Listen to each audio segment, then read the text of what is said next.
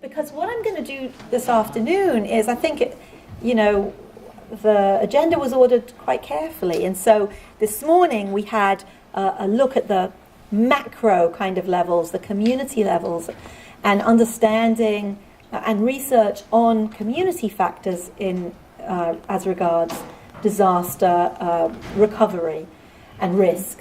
And this afternoon I'm going to move, as Tom alluded to, the smaller levels, the more micro levels of the individual and the family, and specifically the individual child and his caregiving environment. So I'm also going to talk. So I think I'm the only prevention researcher, intervention researcher here. I'm also going to talk a little bit about prevention and treatment, and I'm going to pick up on something actually you said, Doug, earlier: evidence-based practice.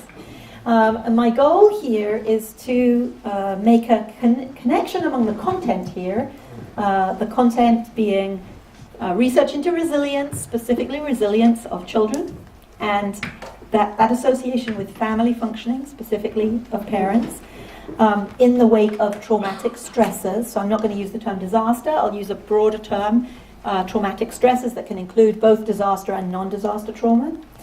I'll talk a little bit about prevention and intervention research, and specifically, how do we establish the efficacy and effectiveness of practices that we hope will promote healthy adjustment or resilience among those affected by disasters. And I'm going to give you an example. And I love to talk about implementation, but I know, I was telling Saab earlier, I always come with 90 slides, and then I have to cut them in half, and I never get to implementation. So I won't be able to talk about that today, but please, if you're interested in widespread implementation and the emerging science known as implementation science, I would be very, very happy to talk with you, and that refers to sort of widespread implementation of evidence-based practices. So let's talk a little bit, let's just define our terms. So when I talk about resilience and we take it down to the individual level, I'm talking about children's resilience, and I'm talking about I'm channeling Anne Maston, whose video you're going to see on Thursday afternoon. I'm talking about a pattern of positive adaptation against a backdrop of adversity. That is, when we talk about resilience, we're not talking about anything beyond doing okay. But it is the fact that the children and families that we are talking about have experienced adversity, disasters, other traumatic events, that we call somebody who's doing okay in this situation resilient. Okay? And in the wake of a traumatic event, we're talking about the capacity to recover functioning. So one of the things we know is that a key correlate of resilience is effective parenting. And so I've chosen to study parenting as the vehicle through which we can promote children's resilience, based on the fact that we have many years, 50 years of developmental studies that show that parents are crucial to children's resilience. So interestingly enough, in low-risk circumstances, where there's not much bad stuff going on, and families have enough money, and you can be an okay parent, you can even be a not so good parent, and it doesn't really matter, your kid will be okay. But when stressful and traumatic events happen, parenting becomes absolutely crucial. So let me just talk a little bit now about prevention. I'm not going to spend a long time on it, but just some terminology. So we talked a little bit about multiple levels, multi-system approaches. How many of you would call yourselves in the public health field, apart from Doug and Sarb? Yeah, okay, so a few of you are in public health. So in public health, we take universal approaches to prevention, whole population approaches, like immunizations would be a really good example, getting people to wear seatbelts in the cars. What were you? Teaching the healthy diet. Healthy diet, things like that, HIV prevention, things like that. We talk about selective prevention, when we select a subpart of the population based on a specific risk that is, that is relevant in their segment. For example, In the US, there's a lot of work on preventing problems among children whose parents have divorced. That would be an example of selective prevention. I do selective prevention. My work is with families who are made homeless, families affected by domestic violence, families affected by war. And then indicated or tertiary prevention is also called early intervention, and that refers to when you take a subpopulation and you try and intervene with them and they are already displaying some of the early signs of the problem behaviors that you're trying to prevent. Conduct problems would be an easy example. After any bad thing that happens, what typically you see in the population, and I'll give you an example of children growing up in high-risk neighborhoods, for example, or kids of divorcing families, very sort of commonplace, at least in the Western, in the US. But many examples have shown that after something bad happens, about a third of the people do fine, right? A third of the people do really badly, and the other third are kind of in the middle. And the goal of prevention programs is to do no harm to the people who would be okay anyway. And that's an important thing, because sometimes we find that the practices that we try actually do harm. So it's not an assumption that if something looks good, it won't do any harm, it'll be okay, right? Face validity is not good enough. There's a very famous example in the United States of a drug abuse prevention program called DARE that looked like it's okay. It tells kids not to use drugs, right? It was a very widely used educational curriculum in the schools to stop children trying drugs. It didn't work. Not only did it not work, but actually in some cases it encouraged children to try drugs when they would not otherwise have done that. So it's very important that we test programs. So we want to make sure that they do no harm to the population that would otherwise be okay, and they prevent the later emergence of problems among children who are at risk. And we test programs, we use 3 levels of testing programs to make sure that they work. I'm going to focus on the middle one today. So efficacy testing refers to you try a program out and you test it under the most highly controlled conditions. So people were talking earlier about cognitive behavior therapy, say, that would be treatment. So if you wanted to do an efficacy study of trauma-focused cognitive behavioral therapy, you would try it in your lab. You would have your graduate students deliver the practice. You would only test it with children who have PTSD, but nothing else. No behavior problems, no other kinds of messy stuff. And that's what's called efficacy testing. And the rationale is you have to find out under the best conditions whether something works. Because if it doesn't work under the best conditions, it won't work under messy everyday conditions. Actually, interestingly enough, people are less and less using efficacy trials because people say, but real-world conditions are messy. Why would we bother testing something first under ideal conditions? It's an interesting debate. The second is effectiveness testing. And there the idea is you test a program in real-world conditions. If to take the same example of cognitive behavior therapy, you go into a regular clinic in the community, you train clinicians, therapists to deliver cognitive behavioral therapy, you do a randomized control trial. You're always doing randomized control trials. That's the best, the gold standard. And then if the kids who are randomly assigned to receive cognitive behavioral therapy do better than the other kids, then great, your intervention works. And then the last is something that actually earlier, one of the groups I was talking about, we were saying this is the least studied, and sadly I won't talk a lot about it today, and that's implementation. Because what happens is often you develop and test a program. Now that's very difficult in and of itself. You find it to be effective. And then you say, trauma-focused cognitive behavioral therapy is effective. We should make sure that everybody in every clinic in, say, Sri Lanka has access to trauma-focused cognitive behavioral therapy. Actually, sadly, even if something has been found to be effective, right, that's just the very first tiny stage. Getting it into communities is often much harder than getting it tested in the first place. It's a science.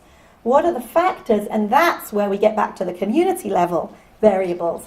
Because whether a good program is actually ever used at all depends on so many different variables, not simply at the individual level, but at the agency level, at the community level, at the state level, country level as well.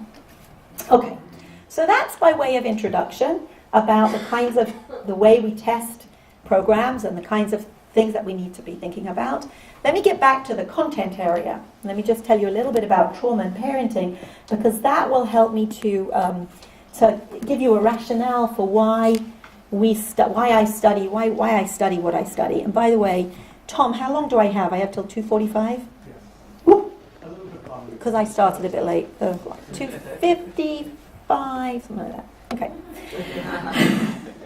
53, how about that? So why are we interested in trauma and parenting and children's adjustment? What do we know, and why is development important here?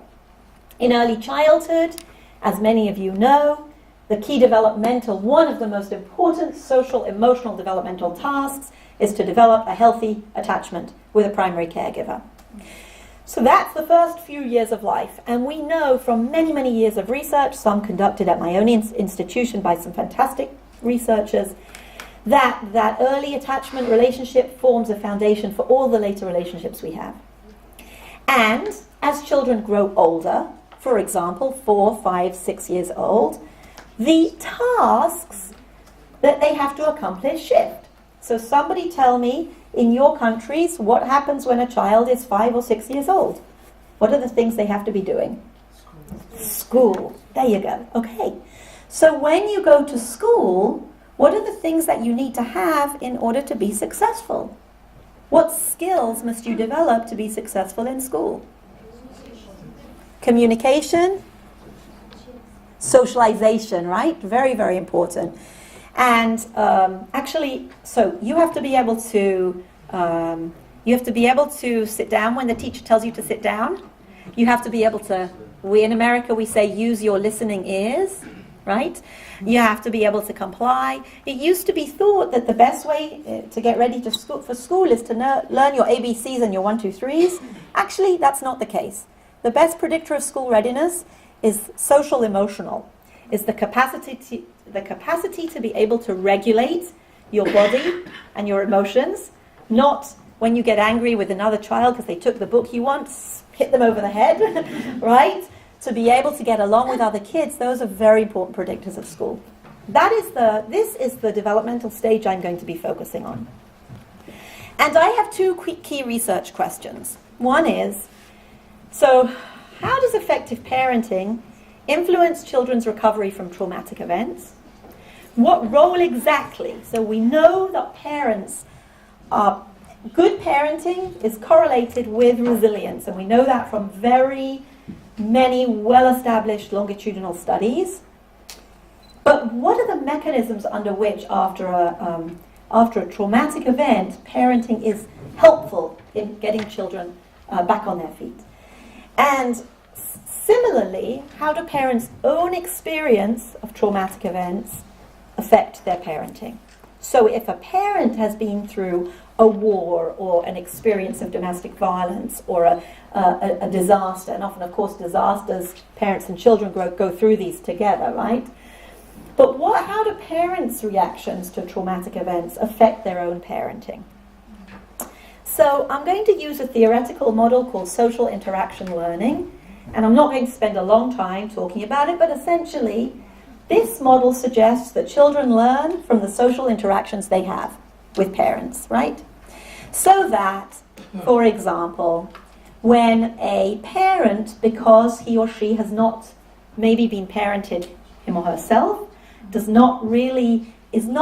never learned how to be a parent, doesn't have a model for what a good parent is, engages in a very series of many negative interactions with a child, what we would call coercive interactions. For example, Norden, do you want to play with me? You'll be spicy child. So let's say I come home and I am a single mother, very tired, and I come in and Norden has his feet up and he's watching the television, and I say, Norden, why didn't you do your homework? What do you say? I'll do it later, Mom. You always say you'll do it later, and your teacher told me you never do your homework. Go do your homework now. I have my dinner first. No, you will not. I'm going to take away your dinner because you don't do your homework. Go do your homework now. Okay, Mom. Oh, I won! Did you say I lost? Yes. Okay, so why did I lose? Why did I lose that conflict bout? Why did I lose? You were not able to communicate with him. You were forcing him. Okay, so how did I win? How did I win? By coaxing, by authority. Well, I abused my authority. I bullied him, right? We escalated. I told him in a pretty negative way. He escalated, I escalated, he escalated. I escalated by telling him he wouldn't get any dinner, and then finally he backed down. So what have I learned as a parent? How many times do parents, maybe this never happens in your countries, only in the United States. How many times do parents say, I have to shout if I want anything? Okay, so that would be an example of a coercive or negative interaction. And what we know is that, this is coercive parenting, and I gave you an example through escalation, but there are many ways in which these external things increase coercive interactions, which ultimately negatively affects child adjustment. And these things could be many things. It could be maternal depression, for example, is a very big predictor of negative parenting practices. It could be parents' exposure. My hypothesis is that parents' exposure to traumatic stresses also increases this. But we know that marital transitions like divorce and step-parenting, we know that poverty, we know that lack of skills, low education, increase coercive parenting. The good news, though, is that at the same time as negative coercive parenting makes children more likely to be antisocial, to get into criminal problems, to be depressed, to get arrested, to use drugs, we also know that if you implement positive parenting practices, then you will protect children from negative, stressful events. Now, there's an interesting cultural question here about whether the exact same parenting practices are positive and negative parenting practices are relevant culturally, or which specific parenting practices are culturally relevant for improving children's adjustment. But I have never come across anyone who denies that these kinds of positive parenting practices promote kids' resilience. Ultimately, and I'm talking about things like when children do positive things, when children do things that they're supposed to do. For example, when Norden said, tell me you did your homework. I finished my homework, Mom. Good job. Or if he sets the table for me because he sees I'm tired, and I say thank you, right? Or I say, your teacher told me that you did well in your class. I'm so proud of you. Okay. Now, of course, across all cultures, we differ in our emotional expression, but ultimately, what do these kinds of positive interactions teach a child? Encouragement. Positive. Beautiful. I didn't even plant you there. But positive reinforcement encourages the kinds of behavior that we are targeting. And I believe it's a universally powerful way of teaching children what is appropriate, and it's not the only way. There are many, and I just gave you one example. There are many other positive parenting practices. Effective discipline, monitoring children, knowing what they're doing where, teaching children problem-solving skills, etc. Okay. So we did a study where we took a group of mothers who had, with their children, escaped from a very bad situation where they were being abused, beaten. And we recruited them either from a shelter or from the court. And we followed them in a very short time. We did we assessed them at 3 time points over 8-week period using observations, and we measured mothers' parenting practices according to the kinds of things that I've been talking to you about. And what we found was that the mothers who at baseline, just a week after the terrible event, had, or series of events, had more effective positive parenting, those mothers had children who recovered, i.e. showed reduced distress, much more quickly. So we think about the kinds of behaviors that I just told you about, positive parenting things as reinforcement for good behavior, but actually they seem to have some kind of a protective effect also for distress, which is a very important element of children's reactions after a disaster. The other part of this is what happens to parents, right? And so we did a study looking at a very, very different population where we looked at the post-traumatic stress symptoms among fathers who had been fighting in the war. The U.S., of course, has been involved in wars in Iraq and Afghanistan, and we sampled 500 fathers who, both when they were in Iraq and also when they came back a year later. And what we found was that growth in fathers' post-traumatic stress disorder was associated with parenting impairments a year later.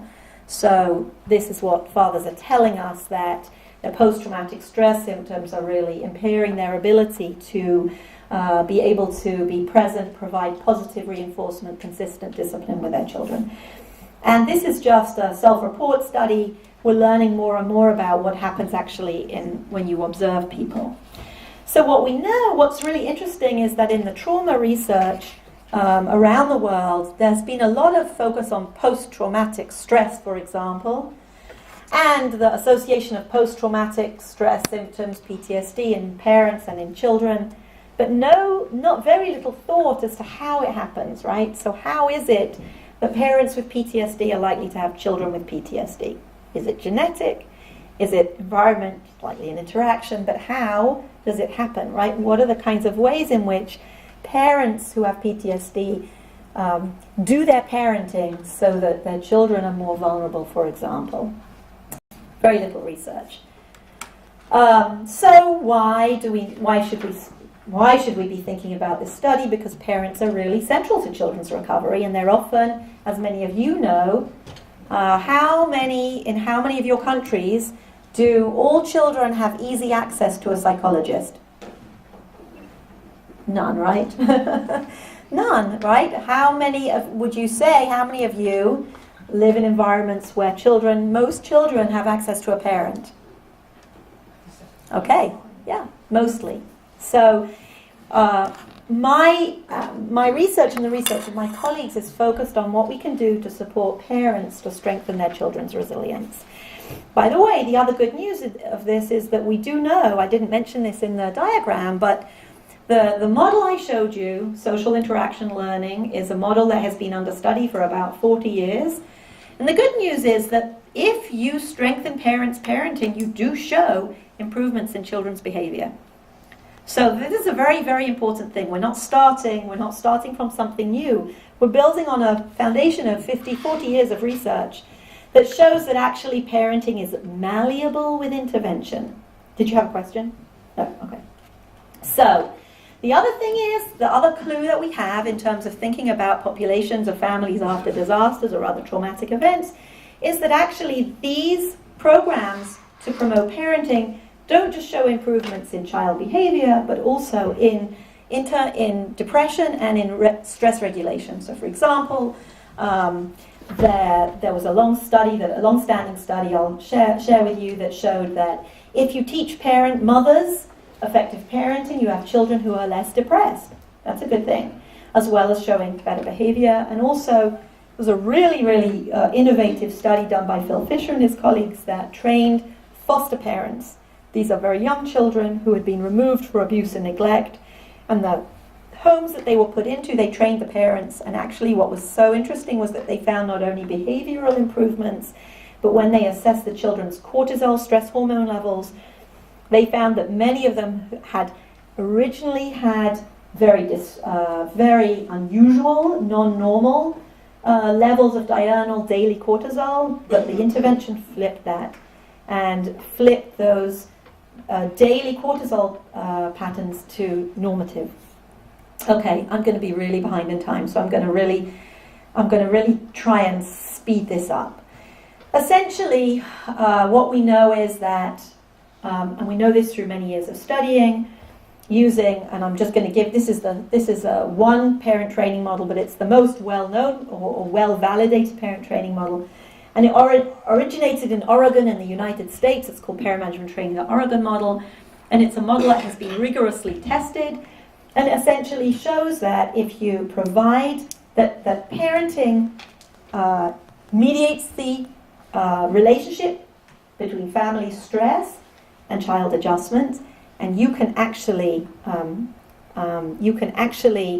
moderate the mediator by training parents in effective parenting practices. You can improve child adjustment, and you actually don't need to do anything with the child, right? You don't provide an intervention to the child, just the parent, and indeed, when you provide an intervention to the parent, the child benefits.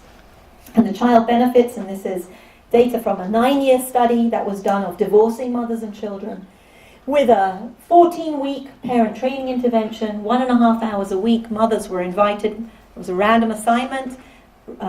238 mothers and their kindergarten to third grade children, and half of those mothers were randomly assigned to be invited to a 14-week, 90 minutes a week parenting intervention. 9 years later, the mothers who were randomly assigned to the program showed maintained improvements, which began from 12 months post-baseline and continued through 9 years. So what happened was the mother's parenting did improve, the children's depression reduced, the behaviors improved. Those kids whose mothers went through the intervention showed less substance abuse, fewer arrests. And then 9 years later, the mothers in the intervention group were earning more money, had higher education and better jobs than the mothers in the control group. It's really interesting, not what had been predicted. So one important thing, let me just make a quick comment about methods. We want to be doing, when we're looking to see whether a program changes people's behaviors, we don't just want to rely on what they tell us. And too often that happens. Too often we rely on studies that are cross-sectional and use one person to tell us all the things that are wrong and all the things that change. We want what we call multi-method, multi-informant, and multi-setting data. We would like to gather data from people's homes and from children's schools, from parents, both parents if possible, and the child and the teacher. We want to gather behavior, we want to gather data on what we see, observational data, what's under the skin, physiological and genetic data. I think that's what Reiner's talk yesterday also sort of addressed. And when we do that, we really get a much sort of more comprehensive idea of what's going on. It's hard to do, it's complicated, it's costly, but actually now we're experimenting with cheaper ways to do it. For example, gathering observational data online, right? Having parents fill out questionnaires online, but also using other kinds of ways, so using webcams to capture what happens in a home, or showing parents videos and asking them to respond, things like that. So I'm going to skip these, but these just show shows the standard of living improvement that I told you about and the effect sizes. Let me just skip quickly to our work with looking at whether you can improve parenting under conditions where parents have been exposed to traumatic events. And, there are many different stages. This is research that can take a long time. But I think this is applicable to when you're thinking about a new culture, a new context, a new stressor, and I think I heard some of you talking about that this morning, that you want to think about, okay, what's applicable to my culture and my context? You want to try out your ideal intervention, whether it's a CBT that's taken from, a intervention that was developed in Europe, say, or whether it's a new intervention. You want to try it out and see whether people come, right? Whether they like it. That's what we call feasibility. And then you want to test whether it's effective or not, okay? So you have many different stages where you want to see whether an intervention works or not. And this intervention, I'm only going to show you one study, but this intervention we've looked at with families exposed to domestic violence and homelessness, immigrant families fleeing war. And what I'm going to share with you is a study that we did of military families where a parent was deployed to combat in Iraq or Afghanistan. It's what we call trauma-informed parent management training.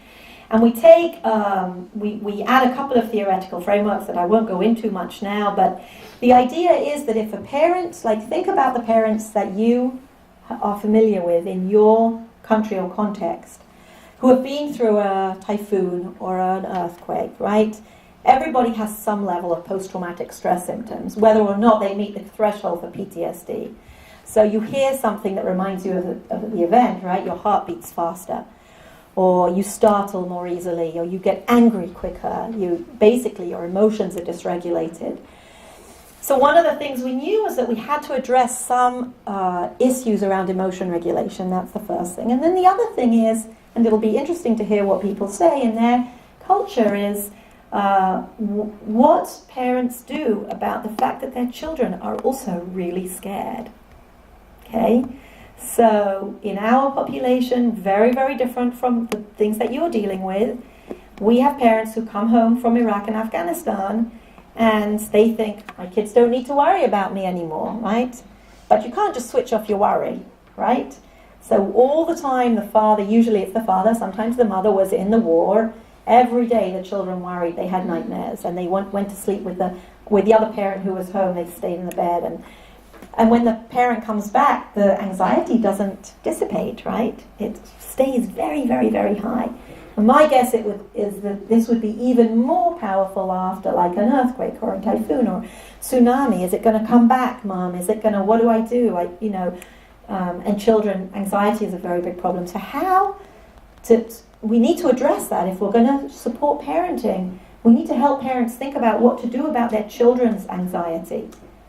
So there are a few additions here we made to the parenting program that we pulled from, which was not originally focused on trauma and anxiety.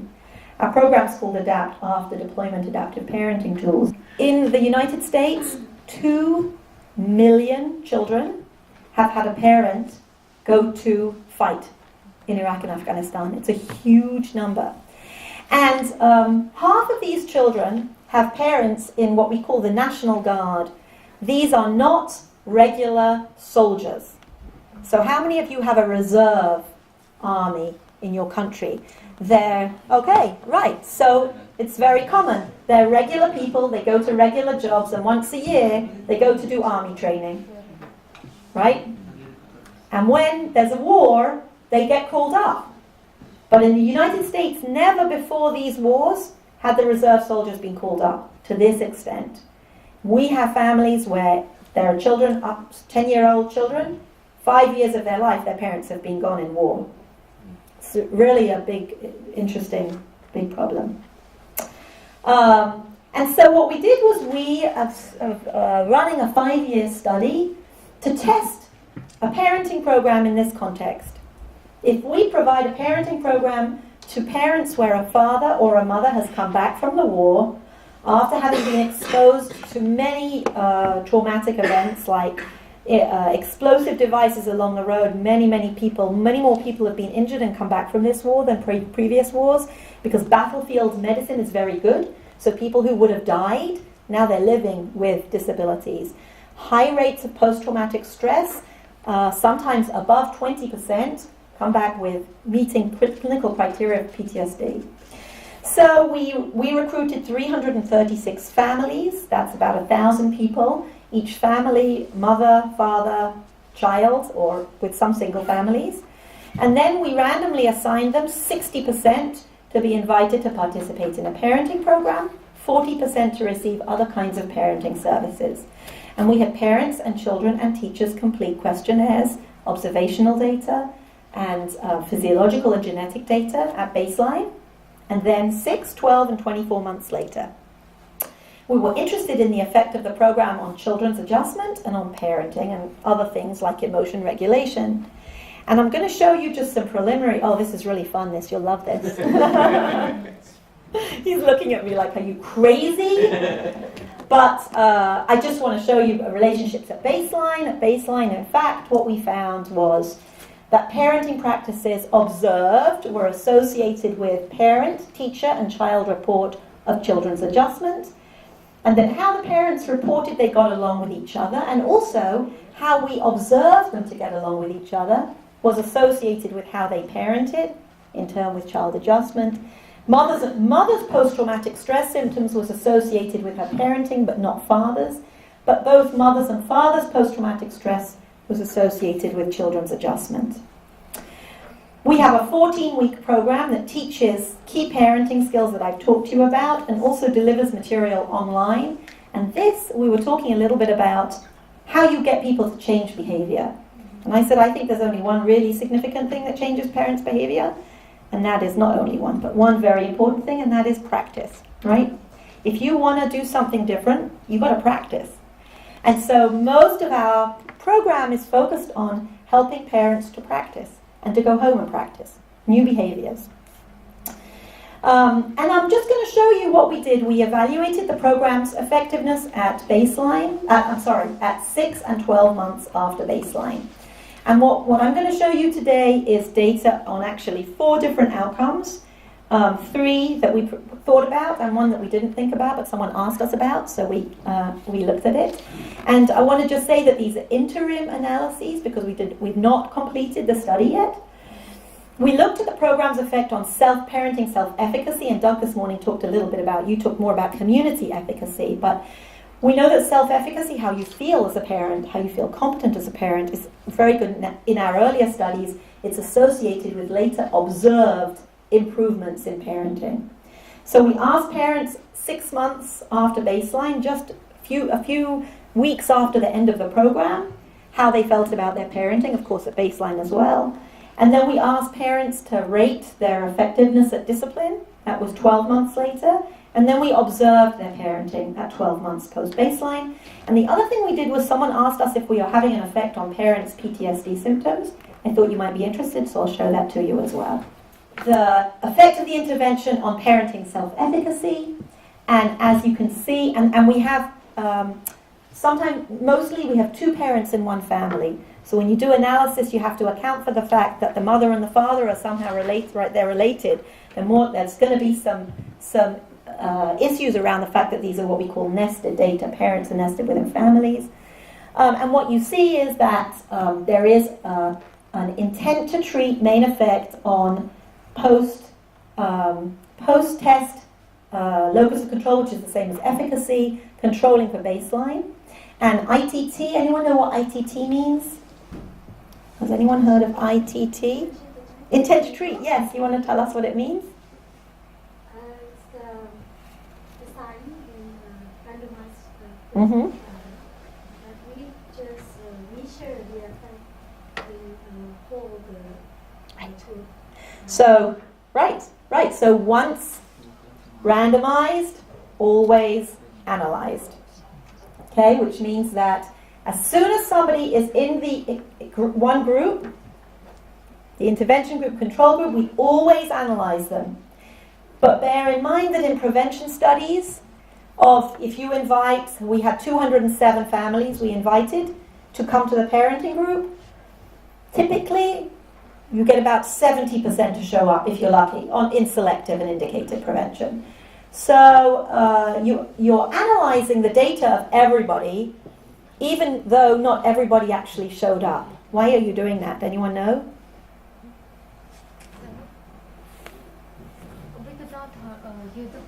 Oh, why would you analyze, why would you compare both groups, everybody in both groups, even if only 70% of the people in your intervention group showed up to participate in the program?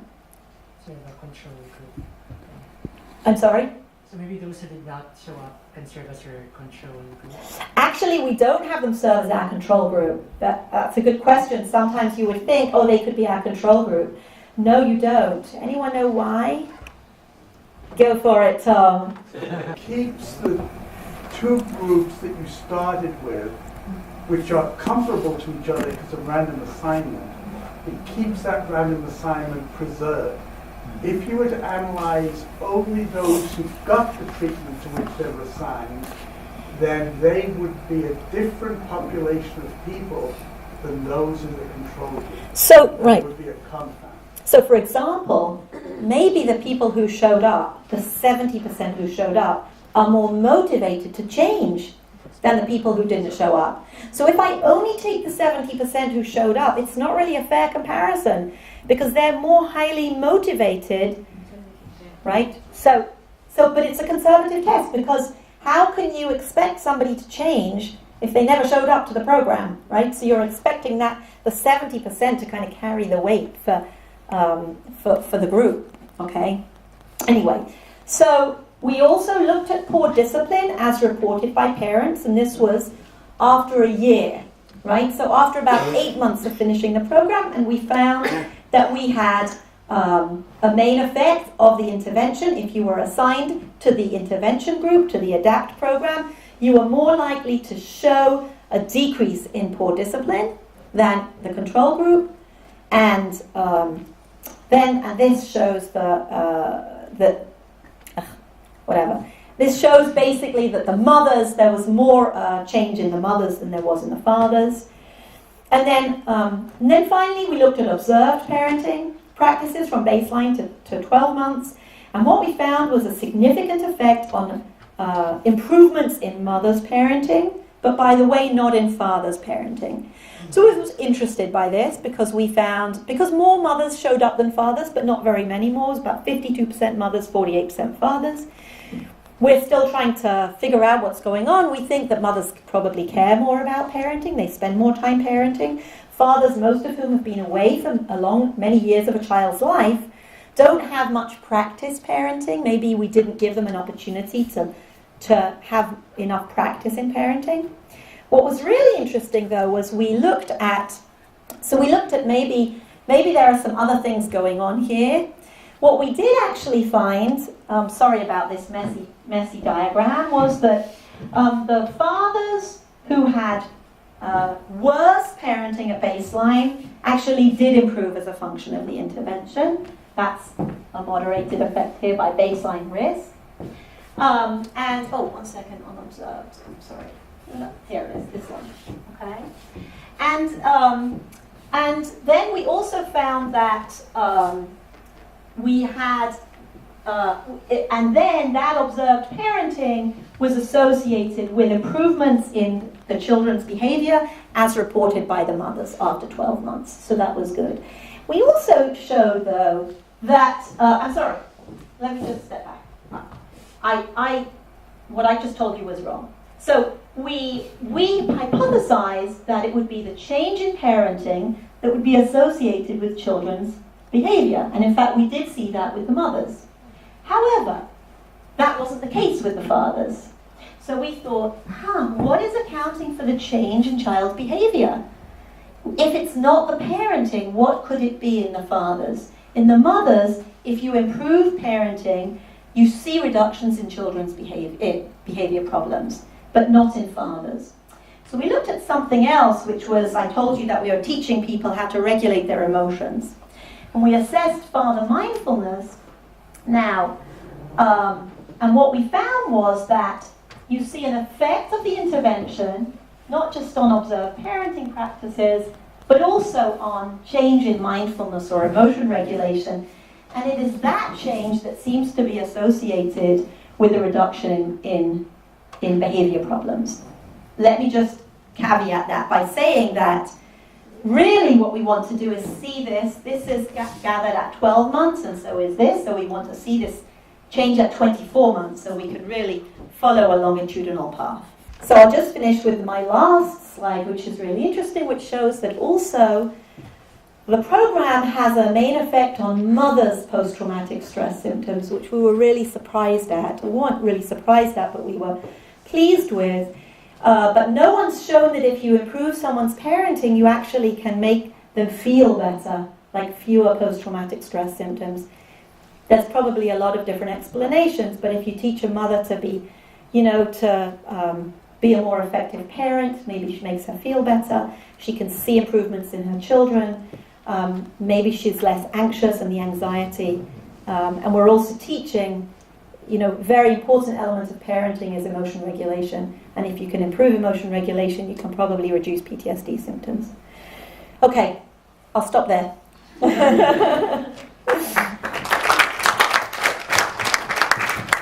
in the communal society, sometimes the parenting is going to the extended family, the grandparents, the uncles, the aunties, and especially in disaster area, the one that we experience that I work with is that the children in the tent, in the refugee, is usually they have multiple parents during the episode. So how to implement? Yeah. It's a great question. Thank you for asking that question. And actually, we're collaborating on a study in China on the population of left behind children whose parents migrate to the cities for work, and the children are left behind in the care of grandparents or teachers, and we're testing it there. We've done also in parts of the US where this has been done with children in other settings, also where grandparents are involved. I think the biggest challenge you have for children where there are many people parenting them is whether all the people who are parenting them are saying the same thing, right? Right, so one of the things we call a united parenting front.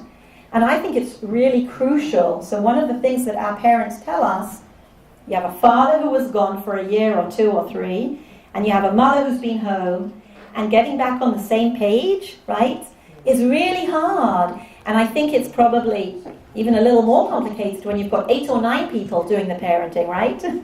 So I think that's a really, I would say if you're working with this kind of a situation, you would really want to beef up the United Parenting Front. So how would you do this? Would you do this? We have multiple family groups, right, where we have 6 to 10 families in one group. But maybe when you have 8 or 9 caregivers, maybe you just have one group of all the people in the child's life, right?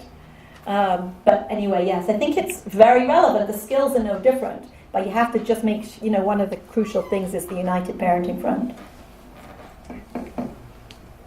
I wanted to know if there was a full effect or partial effect of the mediating variable. So we haven't, so that's a really good question. And when you say the mediating variable, what do you specifically? The parenting. Right. So did we test that? Yes, great question. Did we test whether there was a mediating effect? You're talking about the baseline data, right? This nasty little thing I had here. Yes. Parenting practices. This is right. So we did find an indirect effect. But remember, you can't really talk about a mediator. Well, I've got the methodologists behind me, but this is all cross-sectional data. So that's the first thing, is I'm not going to talk about a true mediating effect with cross-sectional data. But yes, we did test for the indirect effect. Okay, thank you. Very good. No, great question. Yeah. Okay, who else? I have one question. Thank you for such a wonderful presentation. Professor, I just wanted to know, now you said there was a difference observed between fathers and mothers once you adopted this. So could it be due to the mothers mostly responding towards kids in a more emotional manner? Or what were the findings? And then you also mentioned the other variable that you captured was mindfulness of the father when it was captured and it was increased. Is that correct? Yes. That there was a clear reduction of maladaptive behavioral patterns in kids. So could you explain it a little bit more? Like, what are the causative factors for these kind of behaviors? I wish I could tell you what the causative factors were. I'll leave that to my causal modeling person here. No, I mean, I think it's really interesting because mostly, first of all, people who study parenting usually study mothers. Hardly anyone looks at fathers. So that's, I think, the first thing. So we were really intrigued to see that we didn't have the same effects on fathers as we did on mothers. I think it seems to be, again, this is preliminary data, that the key variable for fathers, desired outcome variable for fathers is emotion regulation, and for mothers it's parenting. I'm totally in the area of guesswork here, but based on what I know and what we saw, mothers, like I said, they're very motivated to improve their parenting, and they get a lot of practice because they're the people who the children go to. The fathers, when they come home from war, right, and they have some level of post-traumatic stress symptoms, even if they don't meet criteria for having PTSD, they're much more sensitive, right, to the things that go on in the home. I have a colleague who says the family is the crucible for strong emotions. If strong emotions happen, it's going to be in the family, right, more than outside. So things happen, for example, the children make a noise, and then the father, he goes very, very angry, shouts, screams, yells, hits them, things like that. Because of the PTSD symptoms, right? Because noise, for example, and any of you who've, I should imagine, particularly with an earthquake, for example, right? Noise, the things that you hear in a traumatic event really are triggers for later difficult responses. So in one situation, for example, the father, he had been in 3 tours in Afghanistan, and when he came back after the 3rd tour, his wife, who turned out happened to be a facilitator for us, said, I can't have him at home at 3 o'clock in the afternoon because when the children come home from school and they drop their backpacks on the floor, he goes, it's a trigger for him. He goes crazy. He screams and yells at them because of the noise. So I think what happens with the fathers is if we can help them lower the emotional dysregulation a little bit, the household is much more relaxed and the kids do better. How did you increase their mindfulness? Like, what are the techniques used? We had every single session, we had between 2 minutes and 20 minutes of mindfulness practice. We had all the exercises available online. Everyone could download them to their smartphone and do them at home. And we didn't encourage, it wasn't a specific meditation. We used like mindful eating, we used yoga, we used sitting meditations, body scans. But, so for example, one of the fathers said he said, when I go for a run, I don't put my headphones on. Instead, I focus on feeling the ground beneath my feet, listening to the birds in the trees. And those kinds of skills allow that father to be present for his children. That's what we're trying to teach. Thanks. Thank you. Do we have time for one more? Yeah, there's one here. Oh, sorry. Thank you, Professor, for the inspirational research. I'm asking you about children who are witnessing the violence, because exposure to domestic violence has significant negative repercussion to children, not just emotional, but also social and also academic.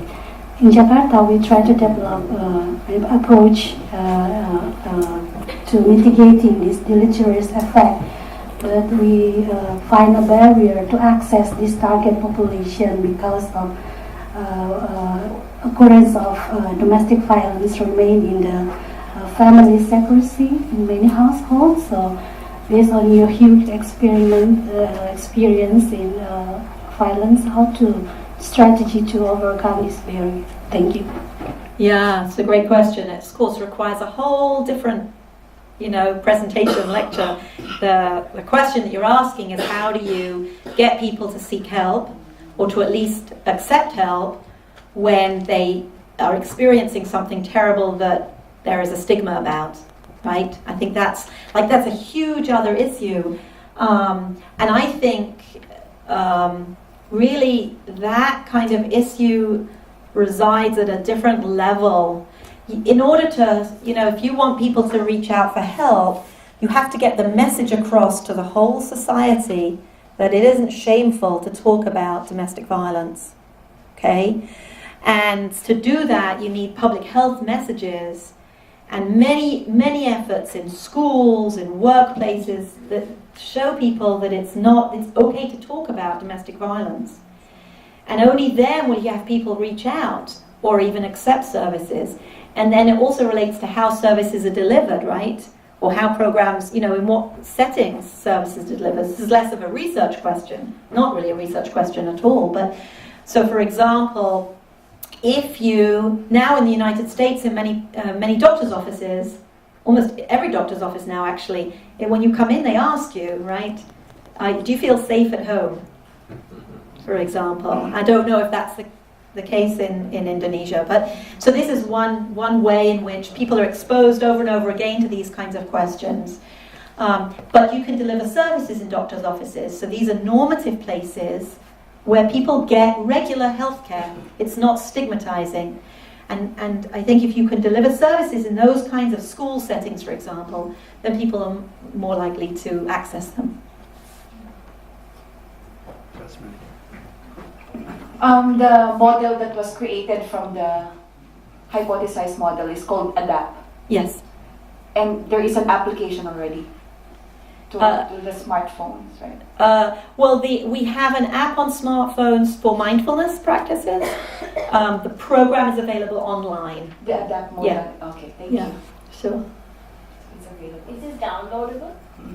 Um, No, it's not for purchase, but it wouldn't. I mean, I could certainly give you access to it, but I think that the online program is going to be very cultural. It won't be culturally relevant, so you can look at it to give you ideas about how it might be relevant. But I actually think, okay, this is probably not a popular thing for an intervention developer to say.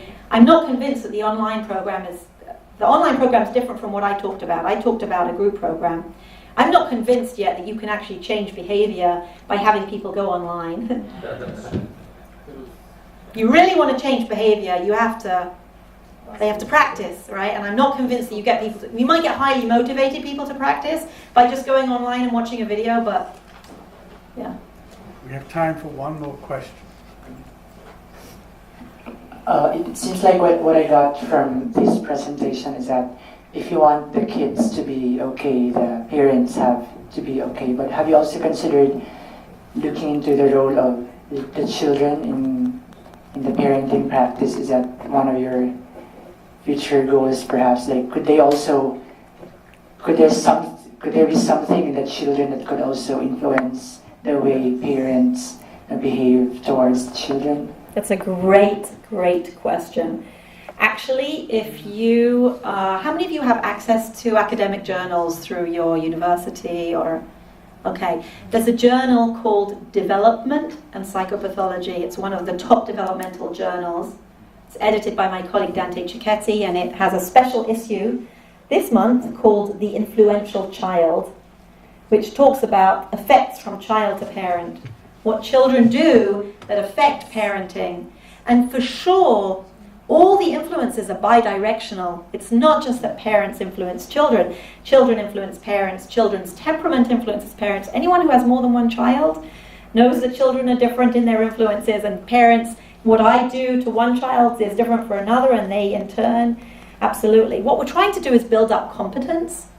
If I feel better as a parent, I'm going to do better, and then in turn my child is going to come back to me, and that's going to make me feel better too, right? But for sure there are many, influences of the child on the parents. Yeah, we actually have, we have a paper in press in Development and Psychopathology that looks at these bidirectional effects from child anxiety and depression to parent PTSD and back to child over a 2-year period.